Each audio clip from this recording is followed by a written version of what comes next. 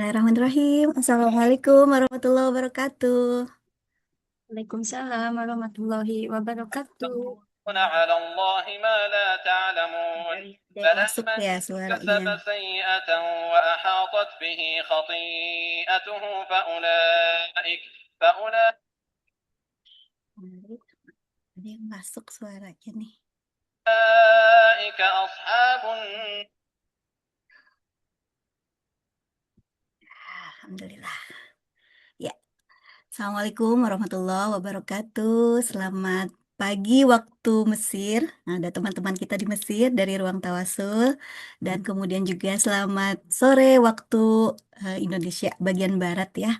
Ah, Teman-teman semua, apa kabar hari ini? Terima kasih ya sudah hadir di Coffee for Change, didengar, dipahami, dihargai, sedih ngobrol yang menyembuhkan. Ya, di sebuah ruang ngobrol hangat yang percaya bahwa perubahan seringkali dimulai dari percakapan sederhana. Saya Rahmatia Bakri, founder Ruang Tawasul, dan hari ini saya akan menemani teman-teman sebagai moderator. Tema kita hari ini sangat dekat dengan kehidupan sehari-hari, didengar, dipahami, dan dihargai. Karena seringkali yang membuat seseorang itu merasa lelah bukan karena masalahnya, tetapi karena ia merasa jalan sendirian, tidak didengar atau tidak difahami. Hari ini kita akan belajar bersama sosok yang sudah yang sangat memiliki perhatian besar terhadap perempuan, keluarga, dan ruang tumbuh yang sehat. Ah, Beliau adalah Teh Endang Prasdianti atau akrab dipanggil Teh Dian. Assalamualaikum Teh Dian. Waalaikumsalam warahmatullahi wabarakatuh. Terima kasih sudah bersedia nemenin kami Ruang Tawasul di Cafe for Change kali ini. Eh, Teh Dian adalah founder Bengkel Bunda yang eh, beliau itu fokus gerakannya adalah pada pemberdayaan perempuan. Ya, eh, saya mau jujur nih ya sedikit di awal ya. Beberapa waktu yang lalu saya sempat ngobrol sama Teh Dian, dan setelah ngobrol selesai itu saya punya perasaan lega karena rasanya tuh seperti benar-benar didengar gitu teman-teman. Dan sedikit cerita ya tentang latar belakang Teh Dian. Beliau adalah ibu dua orang putri yang berusia 19 dan 12 tahun dan sudah lama berdomisili di Singapura ya sejak tahun 2003 ya Teh Dian ya.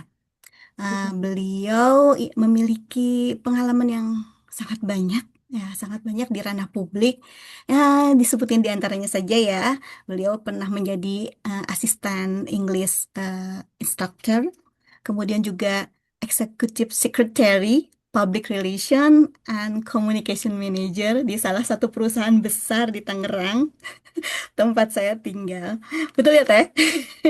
Kemudian Jakarta, sejak Jakarta tepatnya bukan Jakarta, Tangerang. bukan Gajah Heeh. Tunggal kan Teh? Gajah Tunggalnya di Jakarta Barat ya, Oh, Jakarta dekat. Barat. Ya, Ya, saya pusat ingat. pusat pusat terjadinya 1998. Saya saksi Oh, sejarah. Masya Allah. Ketahuan umur ya Mbak Widi. Nggak apa-apa, kita kan Depan Atalia ya. kantor saya. Itu depan kantor saya soalnya. Masya Allah. Iya, jadi ini luar biasa ya di ranah publik dan di sejak tahun 2025 beliau menjadi founder Bengkel Bunda dan juga International Certified Life Coach Ikigai. Lalu praktisi talent mapping, mentor time management, dan saat ini sedang menjadi berperan sebagai community hub di Ibu Profesional. Masya Allah, tabarakallah. Kasih aplausnya dulu dong buat Teh Dian. Boleh pakai emot. Oke. Ya, sebelum kita masuk ke obrolan utama nih Teh Dian. Nah, Hmm. mau ngajak teman-teman dulu nih untuk merenung sebentar ya. pernah nggak ya teman-teman sebenarnya tuh nggak butuh solusi gitu, cuma pengen didengerin aja dengan sungguh-sungguh. Iya atau enggak? Atau misalnya merasa bicara panjang lebar tapi tetap nggak dipahami. Oke, buat teman-teman yang merasa relate tulis ya di kolom komentar, di kolom chat ya. Kalau pernah atau emot juga boleh, silakan.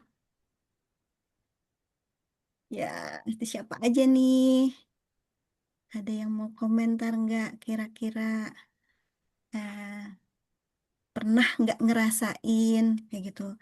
Sebenarnya tuh ngobrol tuh nggak pengen dikasih solusi gitu, cuma pengen didengerin aja. Atau kayaknya aku tuh udah panjang lebar bicara kok, tapi dia nggak paham-paham juga ya maksudnya apa. Nah, pernah nggak ada yang ngerasain kayak gitu teman-teman? Silahkan ditulis di kolom chat kalau pernah. Ya, tulis iya atau pernah. Atau kasih jempol. Oke. Oke, udah ada yang ngasih jempol tuh katanya iya pernah teh. Kemudian juga ada yang bilang hadir. Iya aku banget nih kata Anandita. Oh syukuran Mbak Anandita udah datang. Eh, iya aku banget cuma butuh didengar aja bukan diceramahin gitu teh. Oke makasih ya teman-teman atas responnya. Oke, Teh Dian. Kita mulai aja nih ya dari pertanyaan sederhana. Menurut Teteh, eh, mengapa sih manusia hmm, atau gini, mengapa merasa didengar dan dipahami itu sangat penting bagi seorang manusia, terutama bagi kesehatan emosi seseorang? Silahkan Teh. Makasih. Pertama, disclaimer dulu ya. Jadi tadi Mbak Tia kan cerita nih curhat-curhat gitu, curhat-curhat biasa gitu ya perempuan.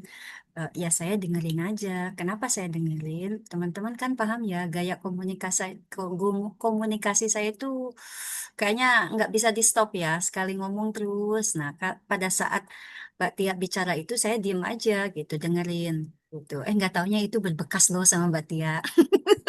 Terus Mbak Tia ngajak seperti ini. Awalnya sih saya ragu, tapi eh, saya pikir ini relate sekali dengan apa yang sedang saya dalami gitu ya.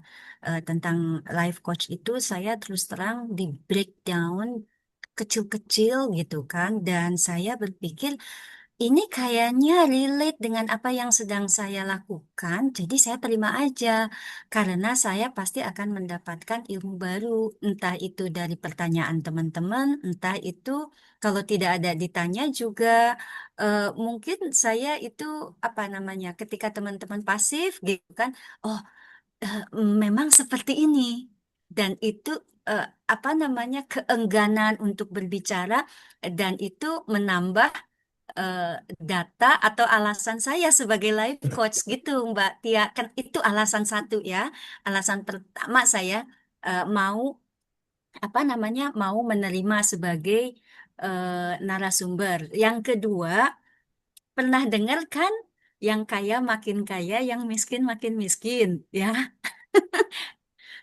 akrab di telinga kita itu, lalu ada yang memiliki makna sama istilahnya tapi berbeda kalimatnya.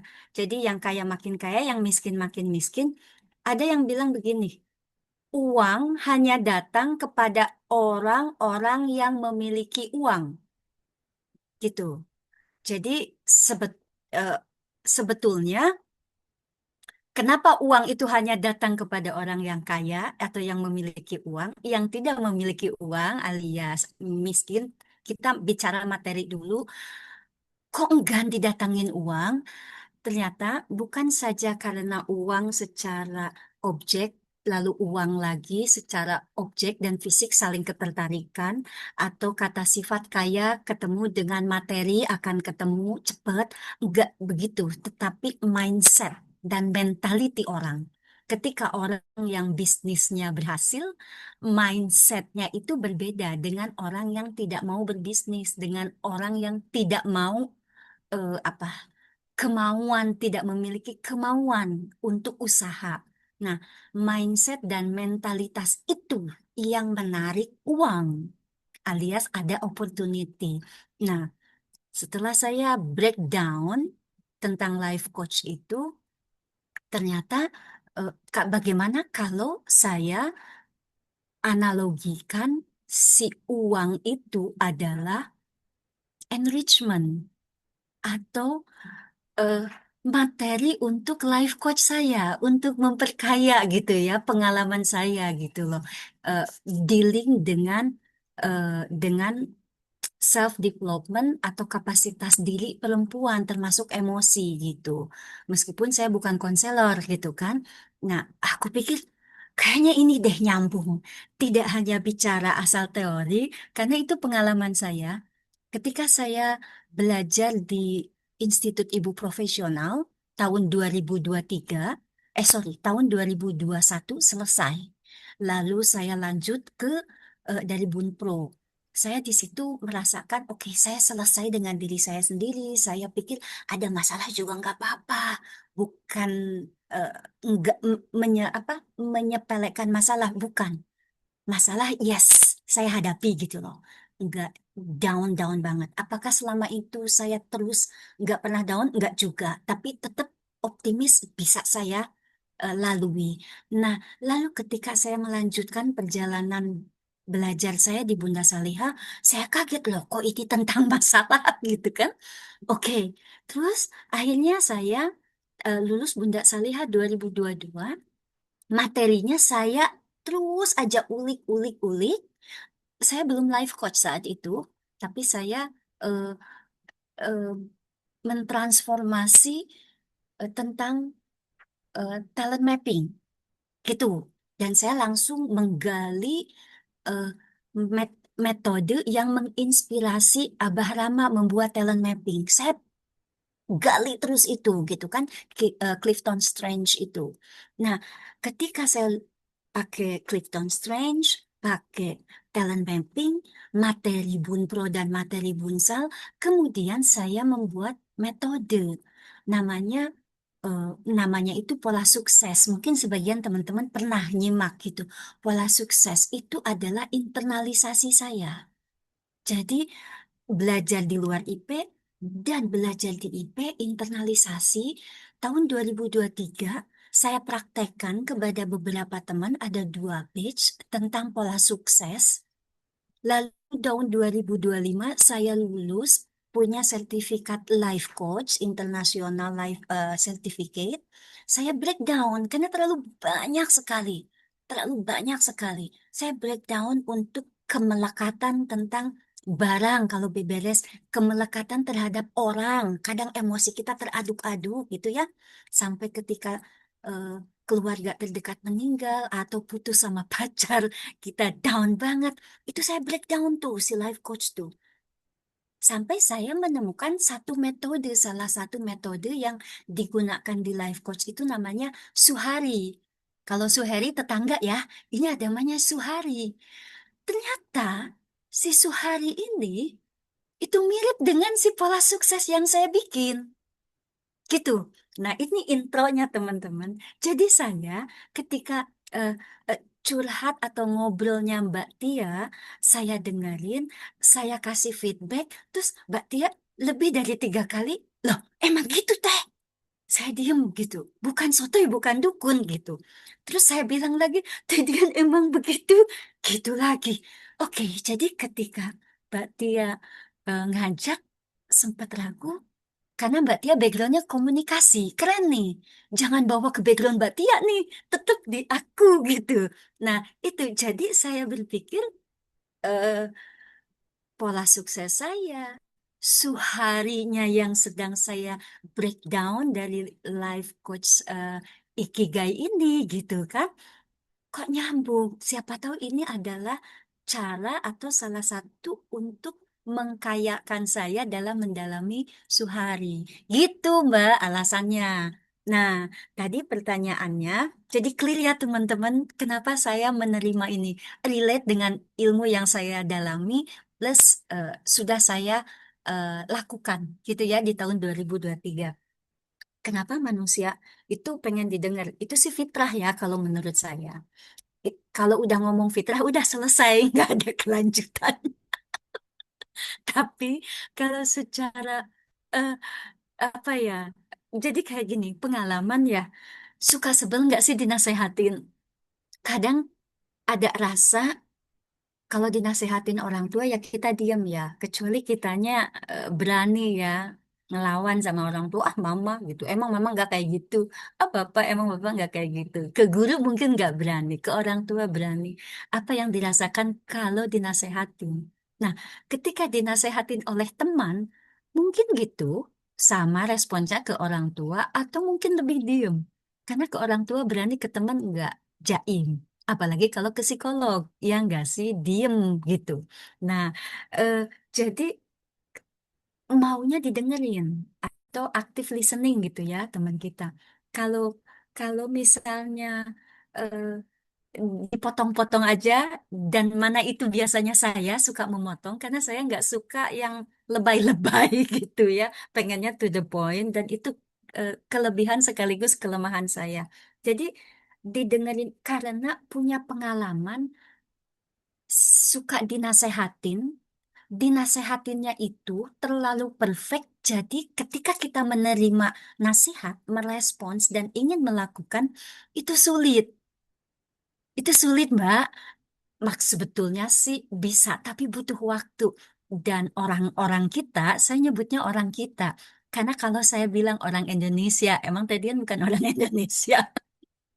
Orang-orang kita pengennya instan, lupa proses. Jadi, merasa dinasehatin, merasa inferior, minder, kok dia lebih muda dari saya, kok dia sepantaran, seumuran dengan saya, bisa memberi feedback gitu ya. Jadi itu sih Mbak, alasannya. Alasannya kenapa mau didengerin, nggak mau dinasehatin. Lalu itu dari orang yang punya masalah.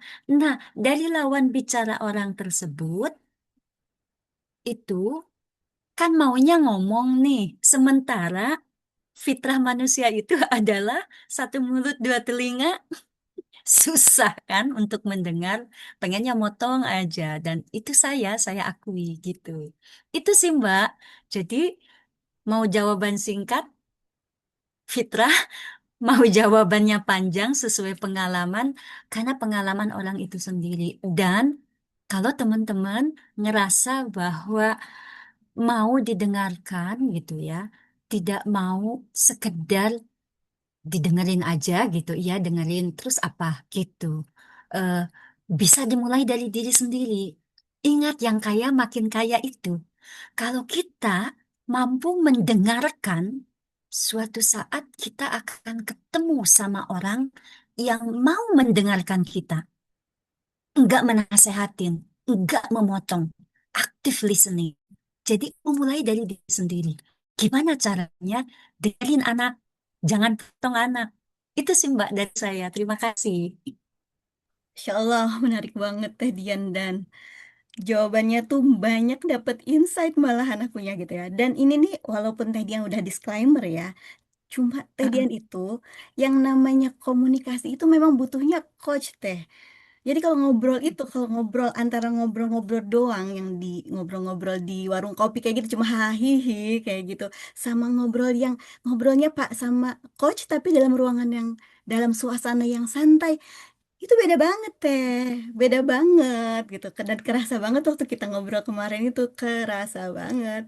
Jadi setiap kali kita ngasih ucapan tentang, atau misalnya setiap kali kita bilang kalau kayak begini teh, oh kayaknya kamu begini ya, kayak gitu. Bukan nebak gitu ya, bukan nebak, tapi seperti berusaha memahami gitu dari point of view-nya si yang bercerita. Terus juga berusaha berempati gitu. Itu berarti empatinya Teteh kan kuat banget gitu. Akhirnya sampai bilang, iya teh bener begitu, begitu.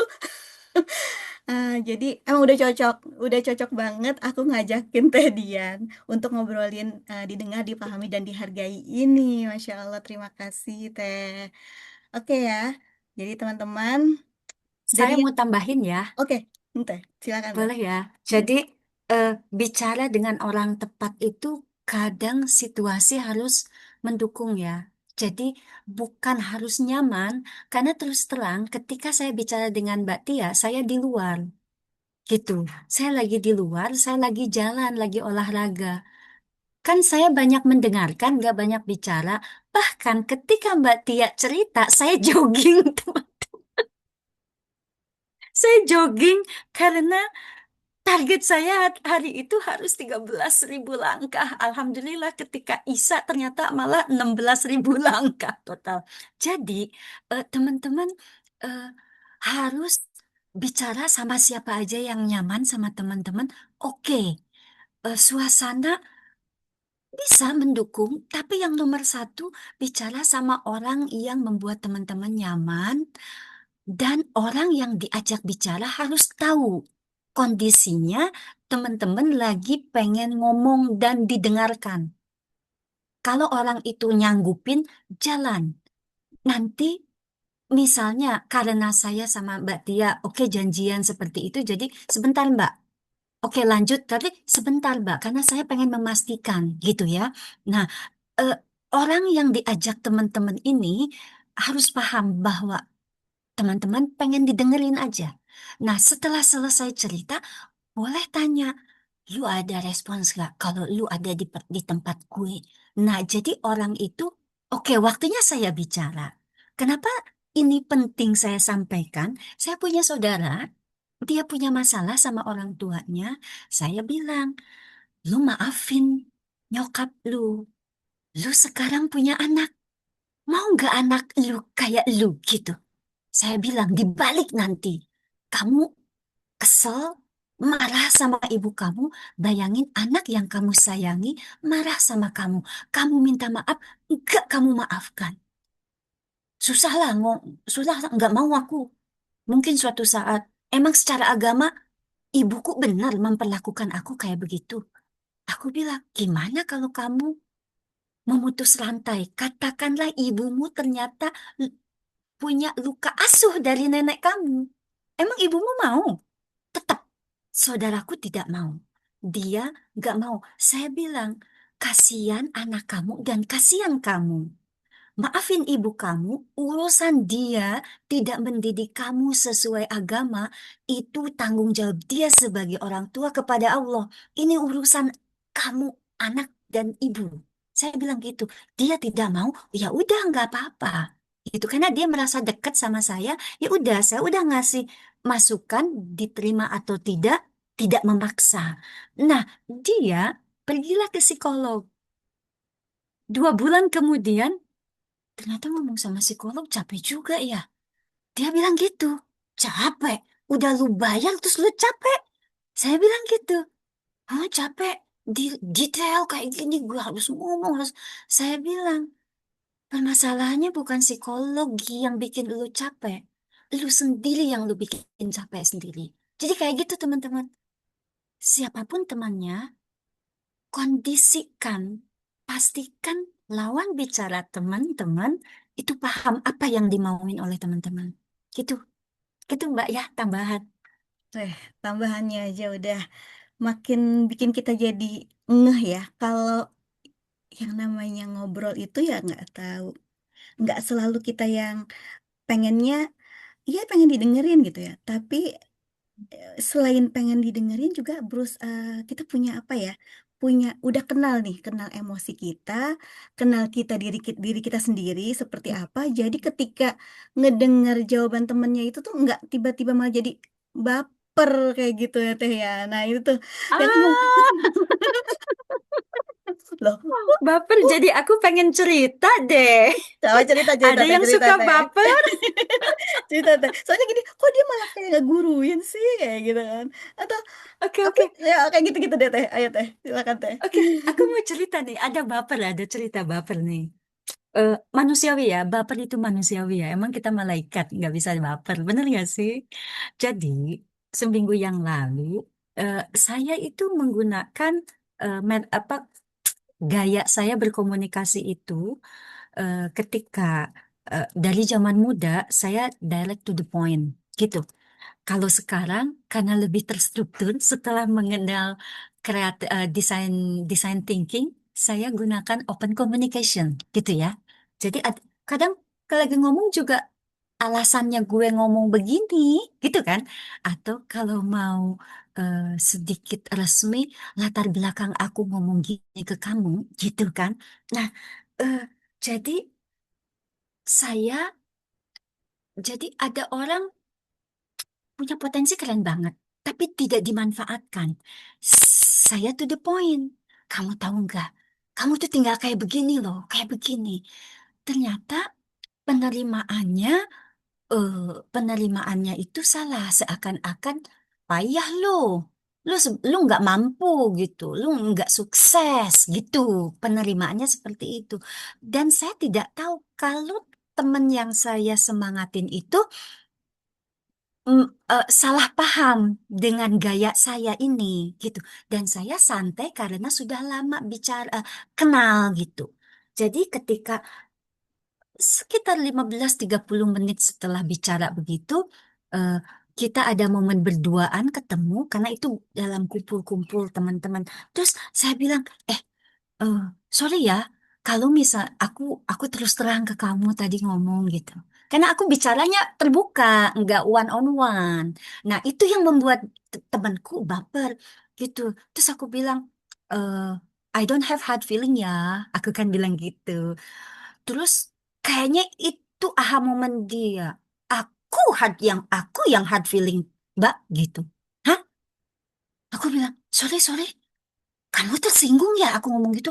Iyalah, gimana enggak aku baper. Dia bilang kayak gitu, kok kayaknya aku disepelekan, aku tuh nggak mampu, aku kayak dibandingin.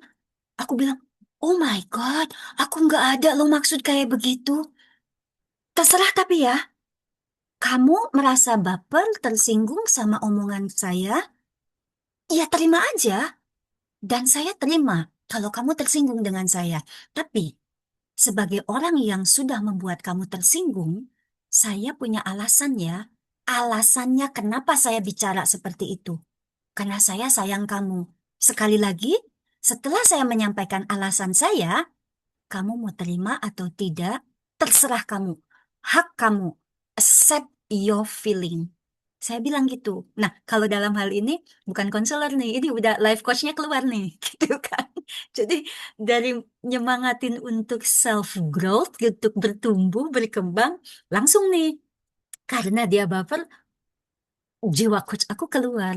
Aku bilang, eh, kamu dengarkan alasanku ketika aku bicara dan kamu tersinggung sama omonganku, ini alasanku, ini alasanku. Ya, tapi kenapa sih bicara tentang seperti itu? Kenapa? Saya pengen sekali mengucapkan, lah, 1 jam yang lalu lu juga ngomongin masalah itu kok latar belakang gitu. Tapi saya nggak mau, itu terlalu keras. Saya bilang, eh, orang-orang menggunakan latar belakang. Saya menggunakan open communication. Lihat, ketika orang-orang menggunakan latar belakang, aman tuh.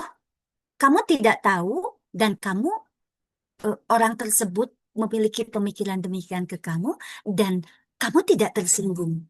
Sementara aku to the point untuk kebaikan kamu diterimanya baper.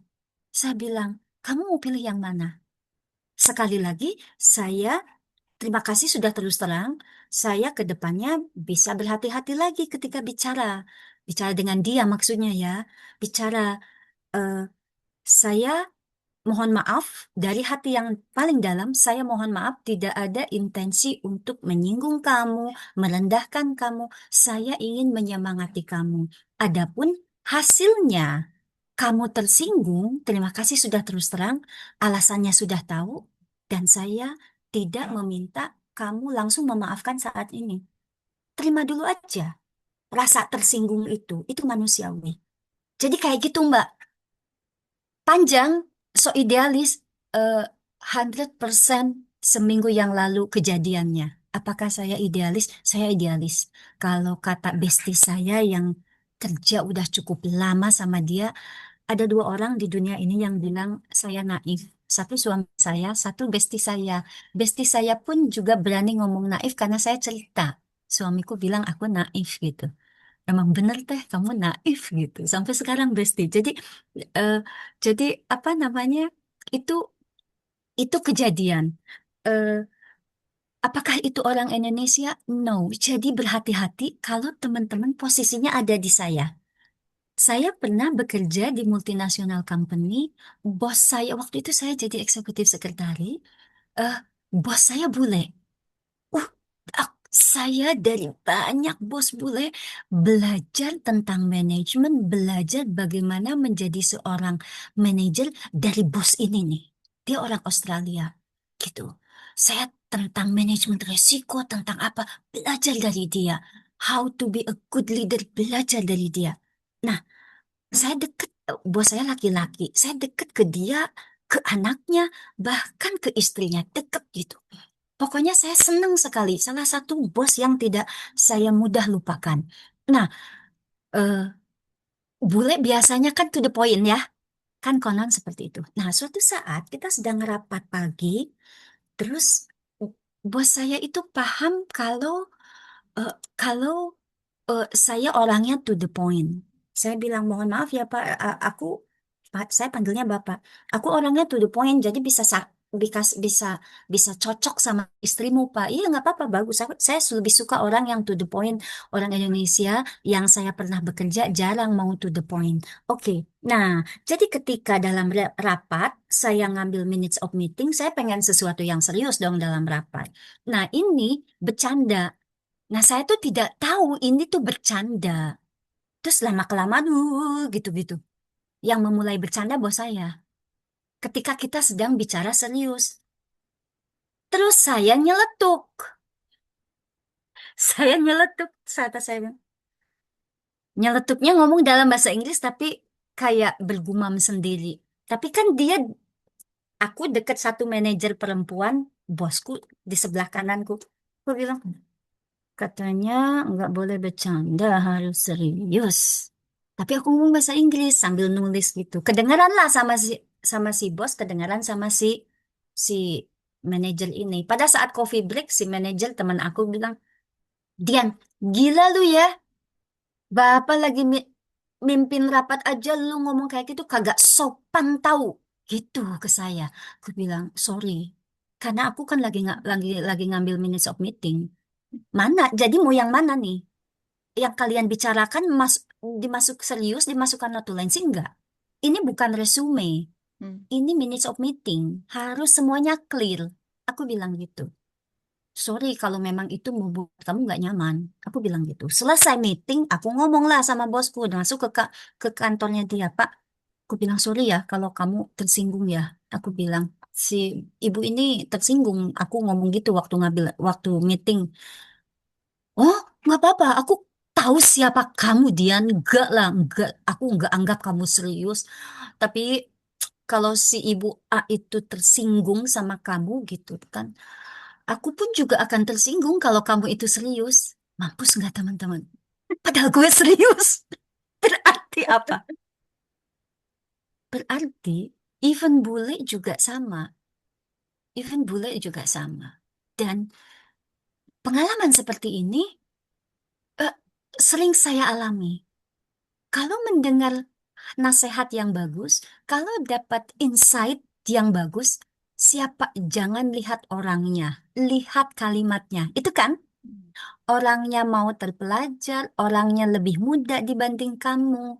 Jangan dilihat, tapi kalimatnya, kan gitu ya. Di tempat kerja yang sama, itu juga sama. Eh, ketika saya jadi public relation manager, saya akan pergi ke klien dengan membawa vouchers. Nah, saya lihat, ada yang tipu. Ditandatanganin oleh GM. Kan kasihan dong. Masa bawa voucher buat bos di sana, terus tipu. Saya baliklah ke sekretaris GM. Ibu, maaf ya, Bu. Dan kurang ajarnya si Dian dicoret yang tipu. Bu, maaf ya Bu, ini tipu. Kalau tipu kan kasihan dong GM kita. Gitu dong. Salah nggak teman-teman? Saya tidak tahu kalau salah, salahkanlah. Si, si sekretaris GM itu Waktu itu usia saya 27 tahun, si sekretaris GM 45 tahun. Saya PR manager, dia eksekutif sekretaris secara itu satu level, tapi usia gitu. Ya, Dan secara dia dulu struktur satu pernah level ya Teh. Mm-mm. satu level Mm. dan dia dulu pernah jadi mentor saya Hmm. sebelum saya jadi PR manager. Tapi kalau salah ya salah kan? Iya dong, iya dong. Nah, itu mungkin yang dibilang saya saat itu belum ketemu sama suami saya. Itu belum so naif lu Dian gitu lah, so idealis lu Dian. Saya sampaikan, si sekretaris marah. Tapi mau marah gimana ya? Orang bener kok si Dian gitu. Marahnya ngomong ke manajer lain ketika saya pas lagi makan siang di luar. Dian ya, Dian berani ngoreksi saya. Dian kayak begini. Sampai ada, Bu Dian, ada asisten manajer ikut makan siang kali. Jadi tahu, Bu Dian, kamu ini ya Kak sama Bu Tina ya? Iya, kenapa? Bu Tina baper loh. Kalau sekarang baper, dulu enggak ada baper, berat tersinggung. Oh, aku sempat dengar itu diomongin pada saat makan siang antar manajer gitu. Oh ya, aku bilang naif lah. Salahku di mana gitu. Nah, itu teman again ya. Dimanapun posisi teman-teman, mau yang pengen didengarkan, mau yang diminta ngedengerin, itu harus clear. Eh, mau senior, mau bule yang konon lebih profesional, lebih apa. Ketika urusannya tentang self-esteem, sorry, tentang self-worth, harga diri gitu ya, self-esteem gitu ya, bukan self-worth, self-esteem.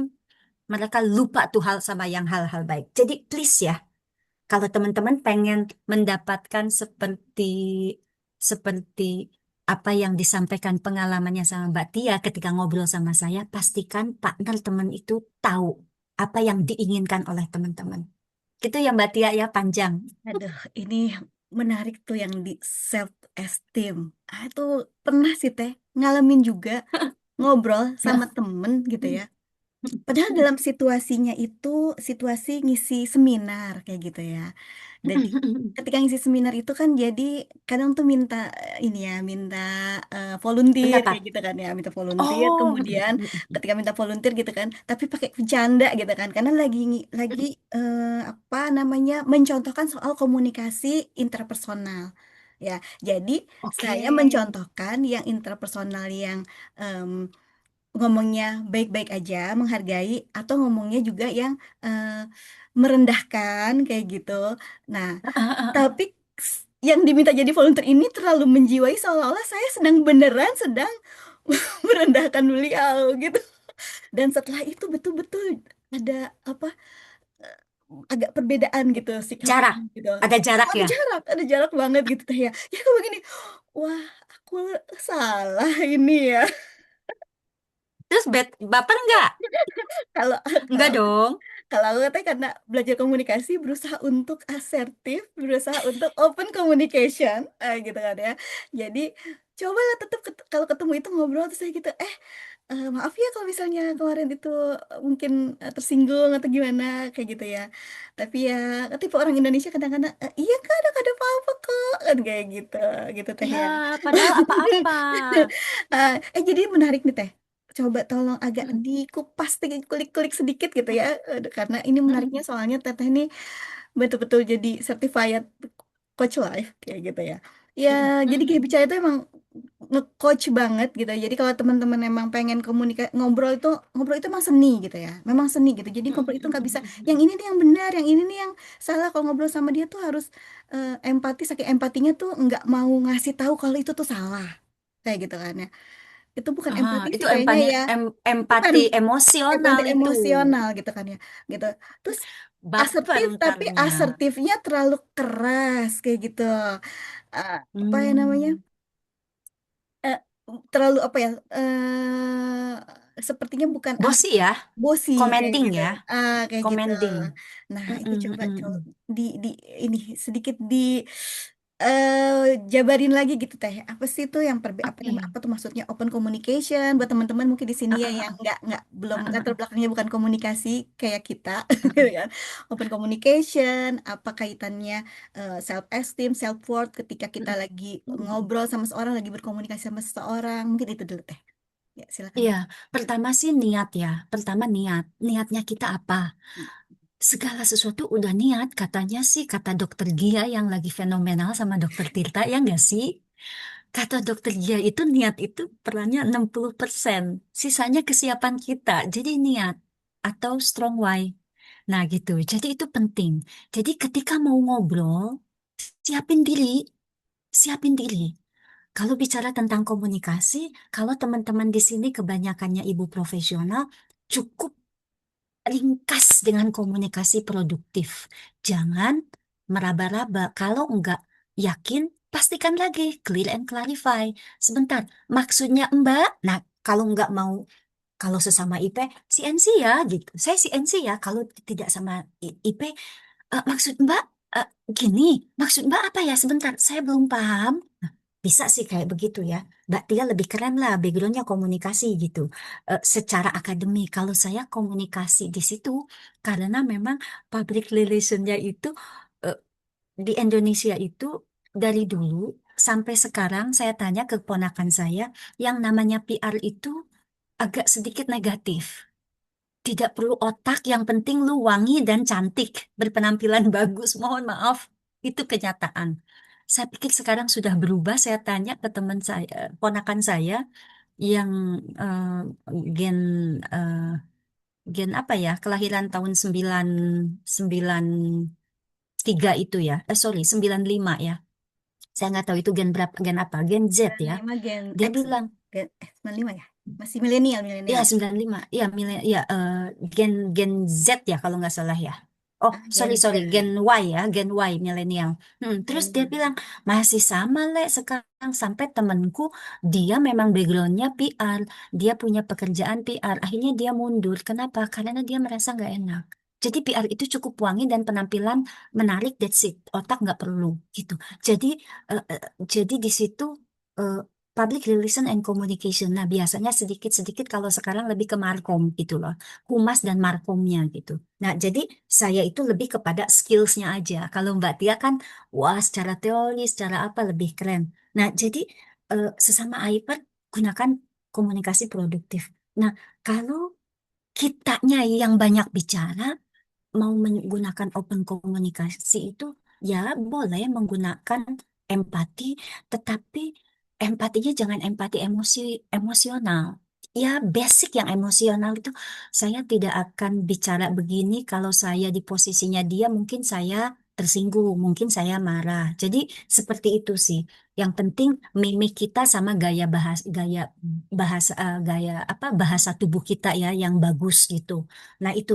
Lalu yang kedua, kalau misalnya ketemu sama orang yang aktif, takutnya kita baper, insecure, nah itu sih PR sendiri. Kitanya yang harus punya self-esteem dan membangun self-esteem itu sendiri. Self-esteem sama self-worth itu beda dengan selfish ya teman-teman. Kalau self-worth itu nilai diri. Teman-teman itu punya nilai.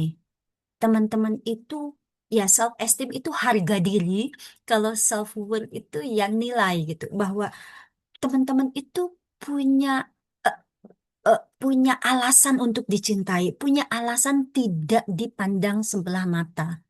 Nah, ini lalu kalau ada orang yang merendahkan teman-teman, terus teman-teman baper, salah siapa?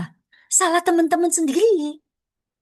Kenapa menerima? Kalau ada orang yang memandang sebelah mata, mengejek, mencibirkan, memandang rendah, ya itu dia. Saya nggak begitu. Jangan diterima, ditangkis. Tidak, tidak.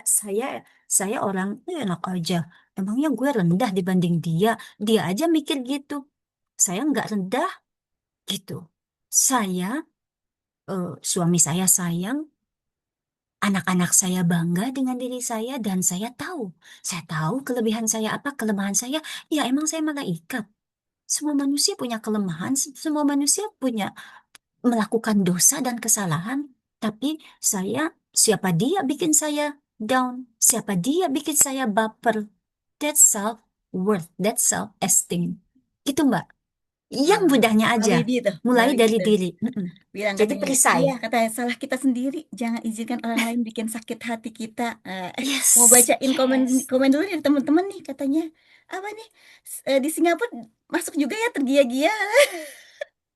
Oh iya, Jadi dan yang saya dokter lebih dokter yang sedikit apa dokter soft Tirta. spoken itu ya, dokter yang soft spoken, masya Allah. Dan Nah ini makanya saya kita lebih bahas mirip tuh, ke itu dokter dokter Tirta, tapi nggak dokter Tirta banget sih. dokter Tita versi beragajulannya gitu. Tapi sama kalau ngobrol bikin nyembuhin sebenarnya, yang satu pakai cara keras, Mm-mm, mm-mm. yang satu pakai cara lembut. Mm-mm, mm-mm. Oke, ya. Iya, iya. Ya Teh, makasih banget tuh. Ya, Oke. gitu teman-teman gitu ya, Mm-mm. tentang open communication, tentang menarik nih Teh, tentang self worth, self esteem. Nah, supaya kita Mm-mm, tahu tentang self worth dan self esteem kita itu ngaruh nggak sih Teh kalau kita tuh bikin jurnal emosi, rajin ngejurnal. mm-mm. Tuh gimana tuh Teh? Iya, Karena kan kita nih di itu. ruang tawasul juga sama tuh, kemarin prototipenya adalah Mm-mm, ternyata kemarin itu ya berdasarkan prototipe kami bikin kartu emosi, terus dari itu pertama mm-mm, bikin journalingnya dulu, journaling komunikasi, mm-mm, masukin di situ juga tentang emosi juga.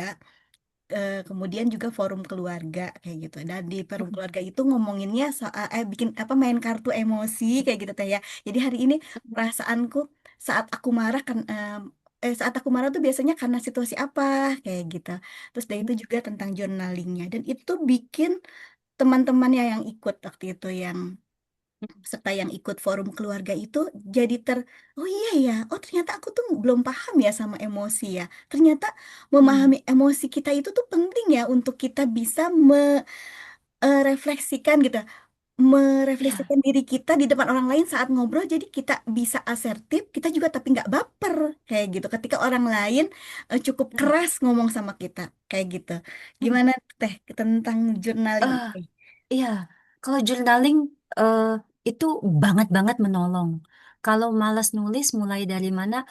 Eh, Coba tanya sama diri sendiri. Silakan dijawab ya di dalam kolom chat. Teman-teman, kalau ditanya apa perasaanmu hari ini, langsung bisa jawab nggak? Kalau tidak bisa langsung jawab, itu artinya teman-teman kurang paham dengan diri teman-teman. Itu ya. Dan jangan merasa, enggak kok, mikir dulu 3 menit. 3 menit kelamaan, 1 menit oke deh, karena belum terbiasa gitu. Nah itu ya, jadi tentang emosi. Terus ditanya, apa yang bikin kamu bahagia? Mikir, apa ya gitu. Terus sudah selesai, udah 2 jam kemudian atau besok, ternyata yang bikin aku bahagia kayak gini loh gitu. Nah, kalau untuk menjawab hal-hal yang sangat mudah itu teman-teman butuh jeda, sudah waktunya teman-teman harus mulai ngejurnal. Ngejurnal nggak usah bagus-bagus. Hari ini perasaan saya apa? Kalau misalnya mau pakai tracker aja, senang, bahagia, bete, senang sama bahagia beda ya teman-teman. Dan bahagia itu sederhana, cukup makan pecel lele itu bahagia. Itu tidak ya, itu namanya kesenangan ya teman-teman. Sorry, bahagia itu enggak semudah itu Nggak gitu ya. sesederhana Tidak itu semua. katanya sekarang itu. Bahagia itu Iya, tidak sesederhana iya. itu. Lanjut Makan ya. dengan pecel lele, dengan kopi itu adalah kesenangan, bukan bahagia. Nah, itu bisa bikin sedih, bahagia, bete, eh, s- semua emosi ditulis, nanti tinggal diklik-klik aja. Itu satu. Lalu yang kedua, ditanya, "Kalau kamu sedih, apa obat penawarnya?" Coba tahu nggak? Kalau kamu bete, apa yang bisa membuat mood kamu secara perlahan kembali. Jangan 3 hari baru kembali gitu. Coba coba tulis aja. Kalau misalnya saat ini sudah tahu, maka itu udah bagus. Nah, dari situ itu mengenal diri sendiri. Nah, ketika lalu baru tulis lagi. Jadi eh, kalau kita dalam agama Islam, kalau teman-teman Muslim itu bermuhasabah itu setiap sebelum kita bobo. Harus. Nah, muhasabah coba apa? Dituliskan. Silakan. Lalu harapannya besok apa? Besok saya mau senang, besok saya tidak mau sedih, besok saya mau lancar, dituliskan. Atau pagi-pagi setelah sholat subuh, sebelum sholat subuh ditulis hari ini saya eh, kayak mengafirmasi akan melakukan ke aktivitas semuanya lancar. Kalau saya bad mood, penawarnya apa? Nah, seperti itu. Jadi, lama-kelamaan self esteemnya itu ada gitu. Tidak, nggak ada. Kenapa teman-teman itu emang budaknya orang itu sampai orang itu membuat teman-teman jengkel dan teman-teman nerima kejengkelannya gitu. Orang marah ya tangkis aja. Ih, gue gak ngapa-ngapain, ngapain lu marah sama gue?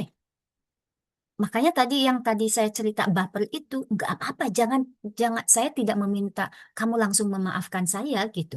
Jadi seperti itu teman-teman. Jadi self esteem itu harga diri teman-teman. Kalau teman-teman punya harga diri, nggak sembarangan orang bisa membuat teman-teman down gitu. Termasuk suami. Meskipun agak sedikit, waduh ini gimana sih suami kan imam. Lah emang imam nggak pernah melakukan kesalahan. Ya terima aja, yang penting jangan membangkang dulu. Itu ya Mbak, Sepakat, self esteem, sepakat teh. self esteem sama self worth ya Mbak. Bukan bukan Mm-mm, selfish ya teman-teman. mm-mm. Itu Yang memang betul bikin teh. kita sehat, yang Mm-mm. bikin kita sakit bukan orang lain, tapi kita mengizinkan itu terjadi sama diri kita. Aduh, catet nih teman-teman ya, dicatat ya. Jadi bukan kalau yang bikin kita sakit, yang bikin kita baper, yang bikin kita terluka itu ketika berkomunikasi sama orang lain itu bukan orang lain, tapi diri kita yang mengizinkan untuk kita merasa Hmm. sakit. Gitu Dan ya. kita mengizinkan itu karena kita tidak paham siapa diri Ya, kita, itu. apa self esteem teman-teman, apa Oke. self worth kita, apa self esteem kita. Harus cari Iya. tahu. Harus cari tahu ya teman-teman ya, itu. Makanya rajin-rajin journaling ya kan Teh ya, supaya kenal sama diri sendiri, ngobrol sama diri sendiri, Heeh, ya kan? heeh. Maka Iya, Teh kalau nggak Dian kita ini, siapa lagi ya Mbak? iya Teh Dian ini soalnya mentor aku banget di journaling. Gara-gara ikutan jurnal berapa 1 tahun itu, waduh makin enak, makin paham, makin enak ngomong, berkomunikasi sama orang Paling lain juga jadi rajin. makin enak. Makasih banget ya Teh Dian ya. Oke. Em, kita mau lanjut nanya-nanya atau ada yang mau nanya nih? Ada yang mau nanya nggak? Kalau ada yang mau Oh nanya ya, langsung udah aja, langsung tinggal aja di tinggal 7 menit ya. iya tinggal 7 menit. Insya Allah nggak kerasa ya. Padahal kayaknya yang mau ditanyain masih banyak deh. Saking serunya nih kalau ngobrol sama Teh Dian tuh. Apa nih ya? Oh, pertanyaannya dari Umi, dari Mbak Sarah nih. Di Mesir tinggalnya nih Teh. Saya persis karakternya sama Iya, Mbak Dian, tapi pernah nggak Mbak merasa kehabisan energi? Gimana tuh Teh Dian? seingat saya, seingat saya kehabisan energi itu ketika saya sakit. Seingat saya ya, seingat saya ya. Karena saya kalau burn out gitu ya, saya langsung saya langsung mencoba untuk switch. Saya tahu ketika saya capek, ketika saya marah, ketika saya sedih, saya tahu apa yang bisa menetralisasi perasaan itu. Gitu Mbak Sarah. Jadi kalau ditanya, nggak tahu ya nanti kalau misalnya 1 jam lagi pernah gitu. Karena saya ketika saya down itu, saya down, oke. Ketika saya sudah bangkit lagi, terus saya bisa lupa gitu loh. Lupa aja gitu. Karena apa? Itu hal yang buruk ngapain diingetin gitu ya. Tapi saya bangkitnya itu saya tahu. Tapi apa yang membuat saya down itu saya lupa ya. Terakhir itu ya ketika saya kemarin dari 10 hari Ramadan on off kesehatan fit kurang fit gitu ya. Terus tekanan darah saya rendah banget, tapi kok saya nggak pusing, nggak lemes, 94/56 gitu kan. Nah itu tuh 3 hari kemudian demam, enggak demam, sakit, nah kayak gitu. Itu low banget saya energi saya, gitu. Gitu sih. Sementara ya bukannya sombong sih, nggak inget, Itu Itu Mbak Sarah. itulah kelebihannya Tedian ya. Naifnya itu bisa membuat nggak kehilangan energi kecuali sakit. Sakit Heeh, aja yang heeh. bikin jadi. Ini nih, ada lagi teh. Katanya berarti tahu ya cara menetralisasi emosi negatif itu penting banget katanya gitu. Mm-mm, mm-mm, Ah, mm-mm. Harus cari tahu ya. ah, Mulai dari hal yang mudah. Kalau kesel sama anak, oke, coba eh, mau ngasih pelajaran ke anak, nggak langsung berbaikan dulu sama anak. Terserah ya kalau memang itu cara teman-teman. Karena kan untuk berubah komunikasinya keren itu butuh waktu, butuh proses. Cari, mesti cari tahu apa aktivitas yang sangat simpel bisa dilakukan, tapi itu bisa menetralisir, maksudnya cepat cepat bangkitnya gitu ya, cepat berubahnya emosi itu. Seperti itu ya. Eh, Aktivitas yang kecil apa? Tidur, ya nggak apa-apa tidur. Makan, ya makan, tapi jangan kebanyakan, ntar naik berat badannya tambah stres. Gitu. Terserah. Saya termasuk termasuk ke makan dan ngopi ya, gitu. Termasuk. Jadi harus cari pekerjaan yang mudah. Kalau kayak Mbak Teh Lucy jalan gitu ya, 10.000 step, it is okay, itu bagus. Gitu. Ya, berkepanjangan Mbak Nurul, efeknya. tuh udah dijawab Jadi, tuh efeknya tuh. uh-uh, Hmm. jadi kalau kita nggak bisa switch, malah sama suami, anak kena juga. Kesel sama ibu mertua, suami kena, anak kena. Kalau misalnya dalam komunitas Mbak Nurul sebagai leader, timnya kena. Ibu guru atau komite di sekolah misalnya juga teman-teman komite di sekolah kena. Nah, udah ngerembet kemana-mana. Sounds familiar nggak? Itu sering terjadi kan, sering dengar ya kita. Itu sering terjadi. Nah, seperti itu kalau nggak langsung kita cari dinetralisir ya. Harus cari coba teman-teman apa. Kadang saya eh, kadang kalau saya bete banget dengerin musik jalan, kalau nggak dengerin musik seduh kopi. Kopi panas itu enak banget. Nggak tahu sih 2 tahun ini aja saya suka suka kopi es kopi gitu ya. Kopi panas tuh enak banget. Makan sama keripik enak banget gitu. Terus kalau masih lama dengerin musik, terus saya suka buku. Buku saya buku-buku jadul. Karena saya orangnya anti mainstream. Kalau ada buku ngetren, jangan harap saya baca itu buku. Pasti saya. Harry Potter itu satu pun nggak pernah saya baca. Kenapa? Kebanyakan orang baca. Enggak, ngapain gue ngikutin tren jelek ya? Kayak gitu. Nah, eh, jadi saya ada buku yang membuat saya itu terkenang banget. Jadi saya baca buku itu sempet nangis sambil ngedengerin ada ya musiknya pun juga musik soprano gitu, penyanyi soprano. Nah, kadang terus tapi itu novel yang cinta gitu kan. Kadang saya buka buku itu atau ngedengerin musik itu, saya kebawa ke novel itu. Kalau ada novelnya di rumah, ya saya buka, nggak baca serius, buka aja, buka bagian halaman mana yang menyentuh saya. Terus saya suka ketawa ketiwi sendiri. Selesai deh.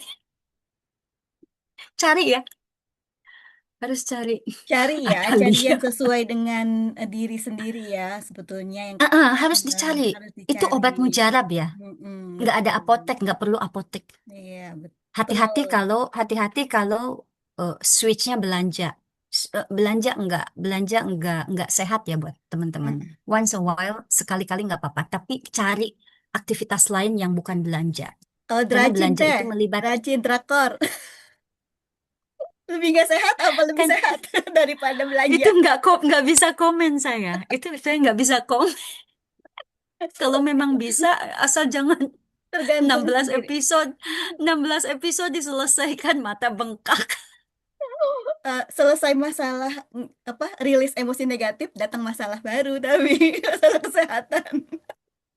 Oke teman-teman, kita sudah di penghujung acara betulan jam 11 dan padahal masih pengen ngobrol banyak sama Teh Dian karena seseru itu memang kalau ngobrol sama Teh Dian dan Aduh. ngobrolnya itu berseni ya.